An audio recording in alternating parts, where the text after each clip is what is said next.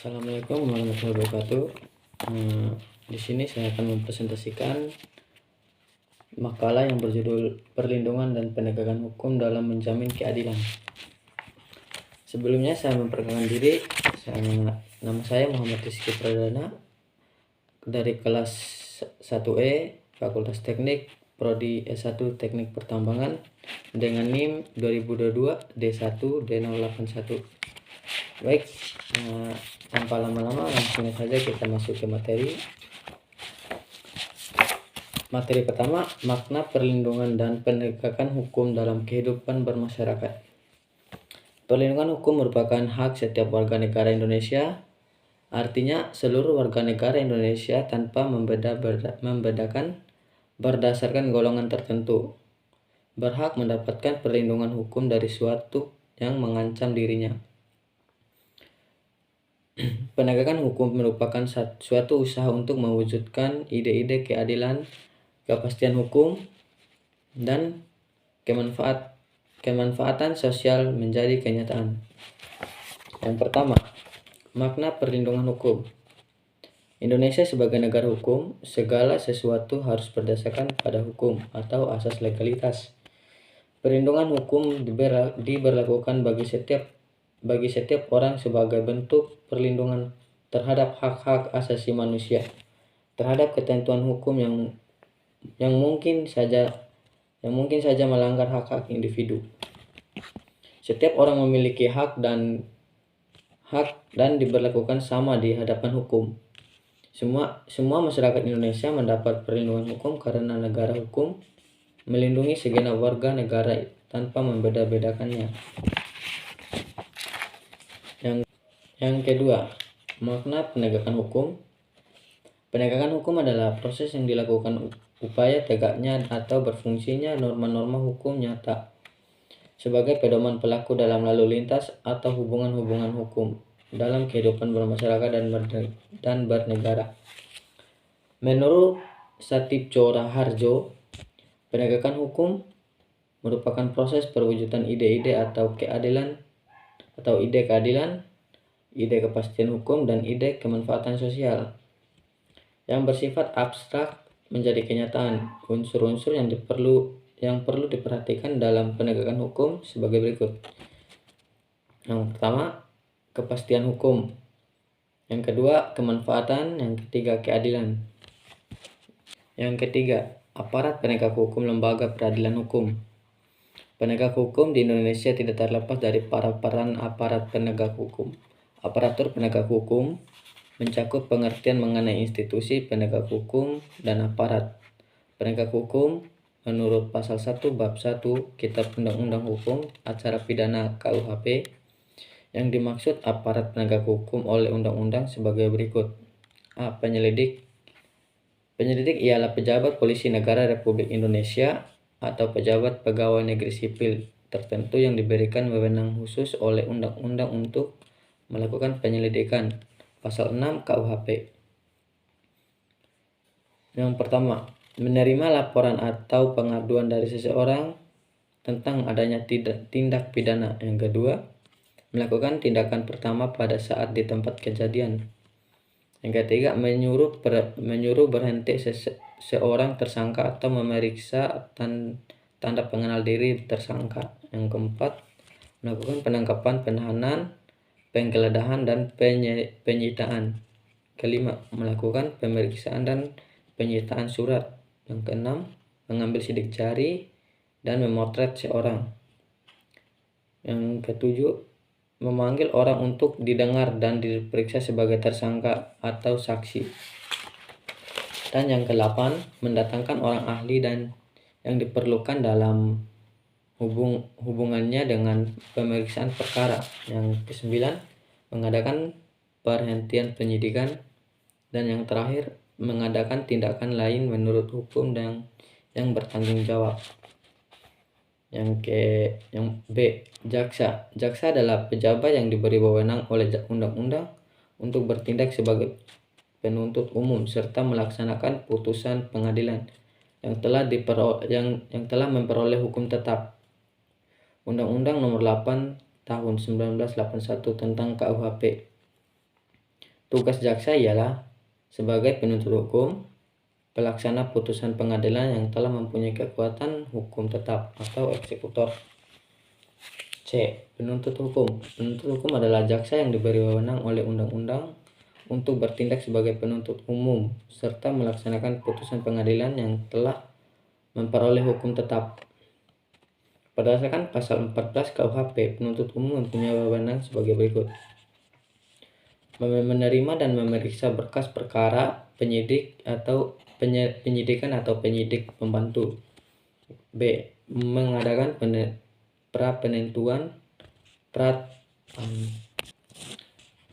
mengadakan pratuntutan apabila ada kekurangan pada penyidikan dengan memperhatikan ketentuan pasal 110 ayat 3 dan 4 dengan memberikan petunjuk dalam rangka menyempurnakan penyidikan dari penyidik. C. Memberikan perpanjangan penahanan, melakukan penahanan atau penahanan lanjutan atau mengubah status tahanan setelah perkaranya dilimpahkan oleh penyidik. D. Membuat surat dakwaan. E. Melimpahkan perkara ke pengadilan. F. Menyampaikan pemberitahuan kepada terdakwa tentang ketentuan dari hari dan waktu perkara disidangkan yang disertai surat panggilan baik kepada terdakwa maupun kepada saksi untuk datang pada sidang yang telah ditentukan. G. Melakukan penuntutan. H. Menutup perkara demi kepentingan hukum. I. Mengadakan tindakan lain dalam lingkup tugas dan tanggung jawab sebagai penuntut umum menurut ketentuan undang-undang. Dan yang terakhir, melaksanakan penetapan hakim. D. Hakim adalah pejabat peradilan negara yang diberi kewenangan oleh undang-undang untuk mengadili. Tugas hakim ialah dalam bidang manajemen peradilan, membantu pimpinan pengadilan dalam membuat program kerja jangka pendek dan jangka panjang, pelaksanaannya serta pengorganisasiannya, melakukan pengawasan yang ditugaskan ketua untuk mengamati administrasi perkara perdata dan pidana serta pelaksanaan eksekusi dilaksanakan sesuai dengan ketentuan yang berlaku dan dilaksanakan sesuai melakukan pengawasan yang ditugaskan ketua untuk mengamati apakah pelaksanaan tugas umpamanya mengenai penyelenggaraan administrasi perkara perdata dan pidana serta pelaksanaan eksekusi dilaksanakan sesuai dengan ketentuan yang berlaku dan melaporkannya kepada ketua pengadilan. Melakukan pengawasan dan pengamatan atau kimwasmat terhadap pelaksanaan putusan pidana di lembaga permasyarakatan dan melaporkan kepada MA atau Mahkamah Agung. Melaksanakan pimpinan dan pengawasan terhadap penyelenggara peradilan dan pengadilan negeri yang ditugaskan kepadanya serta meneruskan kepada keputusan hakim. Melaksanaan pembinaan dan pengawasan terhadap penyelenggara peradilan di pengadilan negeri yang ditugaskan kepadanya serta meneruskan kepada kepustakaan hakim hukum. Dalam bidang perdata, menetapkan hari sidang, membuat catatan pinggir pada berita acara dan putusan pengadilan negeri mengenai hukum yang dianggap penting, bertanggung jawab atas pembuatan dan kebenaran berita acara persidangan dan mendatanginya sebelum hari sidang berikutnya. Dalam hal pengadilan tinggi, melakukan pemeriksaan tambahan untuk mendengar sendiri para pihak dan saksi, maka hakim bertanggung jawab atas pembuatan dan kebenaran berita acara persidangan atau serta menandatanganinya. mengemukakan pendapat dalam bermusyawarah, menyiapkan dan memaraf naskah putusan lengkap untuk dibacakan, menandatangani putusan yang sudah diucapkan dalam persidangan, melaksanakan pembinaan dan mengawasi bidang hukum perdata yang ditugaskan kepadanya, melaksanakan pembinaan dan pengawasan terhadap penyelenggaraan peradilan dan di pengadilan negeri yang ditugaskan kepadanya. Dalam bidang pidana, menetapkan hari sidang untuk perkara dengan acara biasa, menetapkan terdakwa ditahan, dikeluarkan dari tahanan atau diubah jenis pertahanannya, bertanggung jawab atas perbuatan dan kebenaran berita acara persidangan dan menandatanganinya sebelum sidang berikutnya, mengemukakan pendapat musyawarah, menyiapkan dan memaraf naskah putusan lengkap untuk dibacakan. Hakim wajib mendatangi putusan yang sudah diucapkan dalam persidangan, menghubungi Bapas agar menghadiri persidangan dalam hal terdakwanya masih di bawah umur. Proses permohonan gerasi, melakukan pengawasan dan pengamatan terhadap keadaan dan perilaku narapidana yang berada di lembaga permasyarakatan, serta melaporkannya kepada Mahkamah Agung. Melakukan pengawasan yang ditugaskan ketua untuk mengamati apakah pelaksanaan tugas mengenai penyelenggara administrasi perkara pidana atau bidang pidana dan eksekusi, serta melaporkannya kepada pimpinan pengadilan. Mempelajari dan mendiskusikan secara berkala kepustakaan hukum yang diterima dari pengadilan tinggi dari Mahkamah Agung. Penasehat hukum adalah seseorang yang memenuhi syarat untuk yang ditentukan oleh undang-undang untuk memberikan bantuan hukum. Wewenang penasihat hukum ialah mengajukan fakta dan pertimbangan yang sangkut pautnya dengan klien yang sedang dibelanya dalam perkara tersebut, sehingga akan terjadi keseimbangan dalam persidangan yang akan berpengaruh pada keputusan hakim yang adil. Yang keempat, lembaga perlindungan dan penegakan hukum. Lembaga perlindungan dan penegakan hukum di Indonesia antara lain Mahkamah Konstitusi atau MK, Mahkamah Agung atau MA, Kepolisian Republik Indonesia, Polri, Kejaksaan, Komisi Yudisial, dan Komisi Nasional Hak Asasi Manusia atau Komnas HAM. Yang pertama, Mahkamah Konstitusi. Dalam pasal 24 ayat 1 dan 2 Undang-Undang 1945 dijelaskan bahwa Mahkamah Konstitusi merupakan salah satu pelaku kekuasaan kehakiman. Undang-Undang Dasar Negara Republik Indonesia tahun 1945 menegaskan bahwa kedaulatan berada di tangan rakyat dan dilaksanakan menurut Undang-Undang Dasar, dan pula ditegaskan bahwa negara Indonesia adalah negara hukum. Berdasarkan pasal 24C ayat 1 dan 2 Undang-Undang Dasar, Mahkamah Konstitusi mempunyai kewenangan untuk menguji undang-undang terhadap Undang-Undang Dasar RI 1945, memutus sang sengketa kewenangan lembaga negara yang kewenangannya diberikan oleh Undang-Undang Dasar Negara Republik Indonesia tahun 1945, memutus pembubaran partai politik, memutus perselisihan hasil pemilihan umum, dan memberikan putusan atas pendapat DPR bahwa presiden atau wakil presiden diduga telah melakukan pelanggaran hukum berupa pengkhianatan terhadap negara, korupsi, penyuapan, tindak pidana berat lainnya, atau perbuatan tercela, dan atau tidak lagi memenuhi syarat sebagai presiden dan atau wakil presiden sebagaimana dimaksud dalam Undang-Undang RI tahun 1945. 2. Mahkamah Agung. Dalam pasal 1 Undang-Undang Republik Indonesia Nomor 5 Tahun 2004 yang kemudian telah diubah dan ditambah dengan Undang-Undang RI Nomor 3 Tahun 2009 tentang perubahan atas Undang-Undang Nomor 14 Tahun 1985 tentang Mahkamah Agung.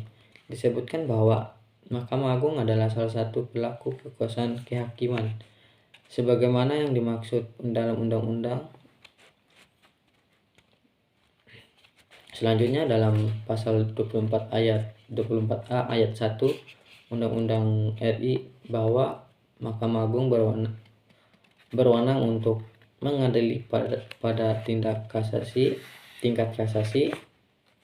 menguji peraturan perundang-undangan di bawah undang-undang terhadap undang-undang. Kewenangan lainnya yang diberikan oleh undang-undang. Yang ketiga, kejaksaan. Sumber kejaksaan. Yang ketiga, kejaksaan.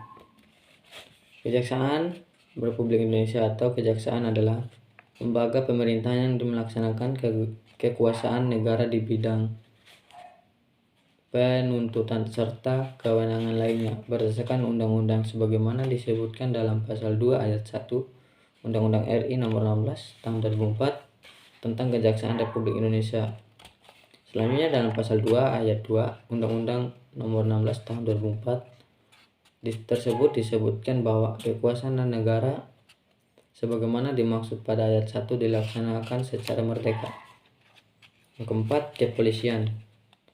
Dalam pasal 1 ayat 1 Undang-Undang RI Nomor 2 Tahun 2002 tentang Kepolisian Negara Republik Indonesia disebutkan bahwa kepolisian adalah segala hal ihwal yang berkaitan dengan fungsi dan lembaga polisi sesuai dengan peraturan perundang-undangan. Sedangkan dalam pasal 8 ayat 1 Undang-Undang RI Nomor 2 Tahun 2002 tersebut disebutkan bahwa kedudukan Kepolisian Negara Republik Indonesia berada di bawah Presiden. Pada era reformasi, salah satu tuntutan yang mencuat dari segera direspon oleh pemerintah adalah pemisahan Polri dan ABRI melalui Impres nomor 2 atau 1999 telah diambil langkah-langkah kebijakan pemisahan Polri dari ABRI dan penempatannya untuk sementara didepankan, yang ditandai oleh suatu upacara bersejarah pada tanggal 1 April 1999 di Mabes ABRI Cilacap. Langkah tersebut telah ditindaklanjuti dengan berbagai kebijakan Menhamkan atau Panglima TNI yang mencerahkan wewenang pembinaan dan operasional Polri di Pangap kepada Menhankam dari Kapolri dan Kapolri. Yang kelima, Komisi Yudisial.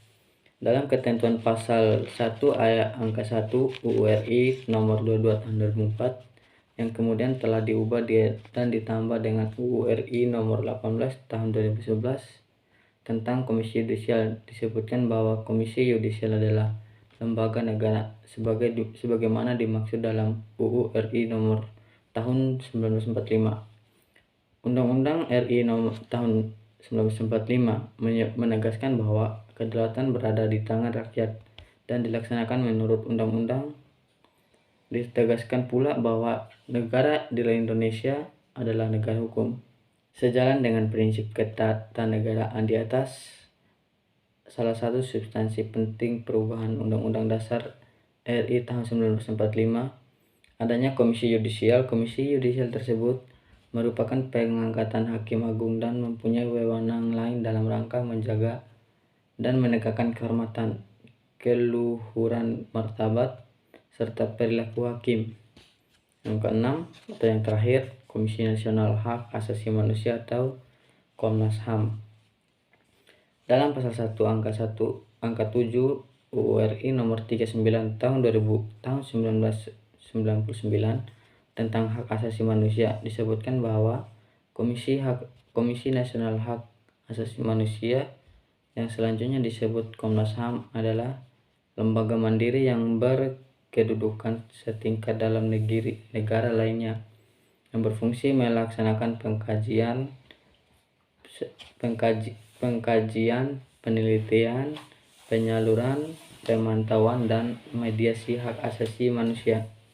Dalam pasal 75 Undang-Undang RI Nomor 39 tahun 1999 disebutkan bahwa Komnas HAM bertujuan mengembangkan kondisi yang kondusif bagi pelaksanaan hak asasi manusia sesuai dengan Pancasila, Undang-Undang Dasar 1945, dan Piagam Perserikatan Bangsa-Bangsa serta Deklarasi Universal Hak Asasi Manusia, dan meningkatkan perlindungan dan penegakan hak asasi manusia guna berkembangnya pribadi manusia Indonesia seutuhnya dan kemampuannya dalam berbagai bidang kehidupan. Sekian dari presentasi saya, lebih dari kurang saya mohon maaf. Assalamualaikum warahmatullahi wabarakatuh.